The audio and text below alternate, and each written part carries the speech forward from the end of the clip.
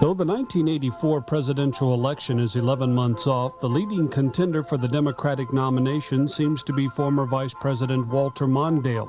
Fritz Mondale, the guest on the next National Press Club luncheon, seems to be gaining support despite the fact that he has more than a half dozen opponents for the nomination. The Washington, D.C. Press Corps hopes to find out what kind of administration he might head. Join us and find out.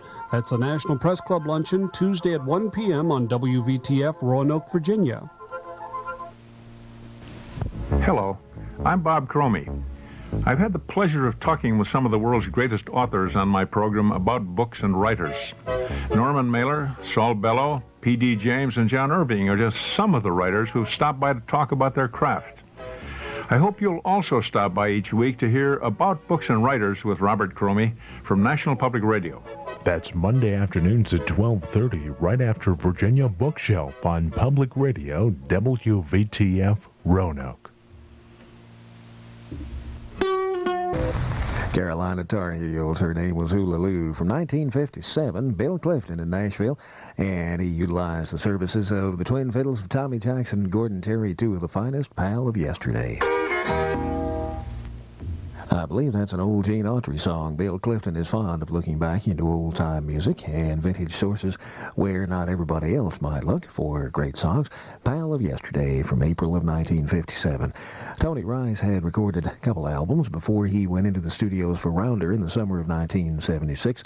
The album for Rounder, first of several, simply titled Tony Rice, is the one I believe that served notice on the world that Tony Rice was about to be a major artist. Tony Rice had one of the best available versions of the fine old mountain song, Hills of Roane County. Richard Green and Darrell Anger on the violins, J.D. Crowe on the banjo, and Dave Grisman on the mandolin. Grisman is fond of extrapolating names and phrases and terms out of either music or a man's stage patter and naming groups after them. One of his current efforts is the Here Today group. Back in the mid-'70s, he was spotlighted in a group called Old and In the Way. These broadcasts are produced by WCRB Productions Incorporated under the general supervision of Richard L. Kay. They are made possible by a grant from Exxon Corporation. Today's program was taped in Avery Fisher Hall in New York City's Lincoln Center for the Performing Arts in April of 1983. Roy Hemming is program producer and prepares the broadcast commentary. Andrew Kasdan is the audio supervisor, and the audio engineer was Gino Lombardo, with post-production engineering by Luis de la Fuente. For the New York Philharmonic, its assistant conductor, Larry Newland. New York Philharmonic recordings are available on the CBS Masterworks label, and the orchestra has also recorded for Deutsche Grammophon, London, New World, and RCA Records. This has been a production of the Philharmonic Symphony Society of New York, Incorporated, copyright 1984, all rights reserved. This is Martin Buxpan inviting you to join us again next week at this same time for another broadcast by the New York Philharmonic.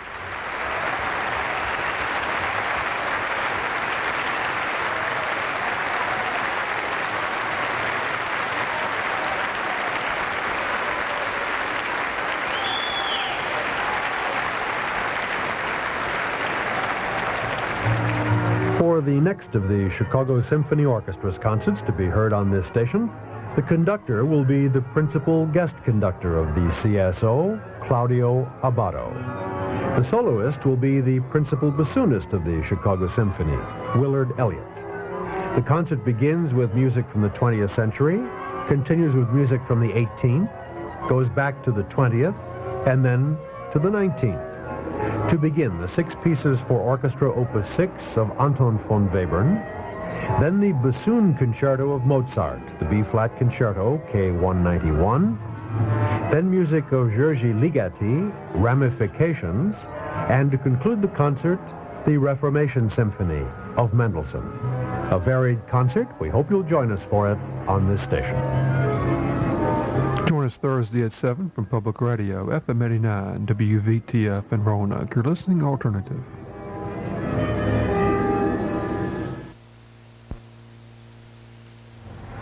This is Public Radio, WVTF in Roanoke, FM 89.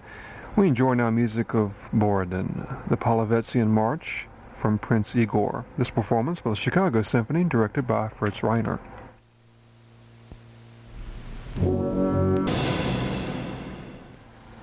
The Polovetzian Dance from Prince Igor by Borodin. The performance by the Chicago Symphony directed by Fritz Reiner. It's 8:58. Stardate February 29th. Happy Leap Year. A good day to celebrate keeping the calendar in step with Earth's motion in space. The year is based on the length of time our planet takes to orbit the sun, approximately 365 1/4 days. The extra 1/4 day is the reason we have leap years. Every 4 years, we add an extra whole day to make up for it. The Roman leader Julius Caesar placed the leap year in the calendar in the year 46 BC. Before that time, the Romans used a lunar calendar based on the waxing and waning of the moon. The Julian calendar began on March 1st, which is why we still add the extra day in a leap year at the end of February. The Julian calendar was a good start, but it wasn't perfect, since that extra quarter day that Earth takes on its journey around the sun isn't precisely a quarter day long. The Gregorian calendar, which we still use, went even farther in the direction of total accuracy. The people who invented this calendar also devised the rule we still use for leap years. Years divisible by 4 are leap years, except century years such as 1900. Century years are not leap years unless they're divisible by 400. So 1900 wasn't a leap year, but 2000 will be. By the way, the Gregorian calendar isn't perfectly accurate either. A total error of 1 day still accumulates every 3,000 years. Stardate is produced by the University of Texas McDonald Observatory. We're in Austin.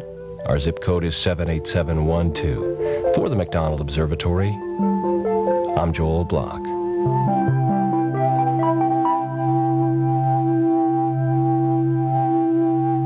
With a wide variety of programming, including news analysis and symphony concerts, we're Public Radio, WVTF Roanoke, a service of Virginia Tech.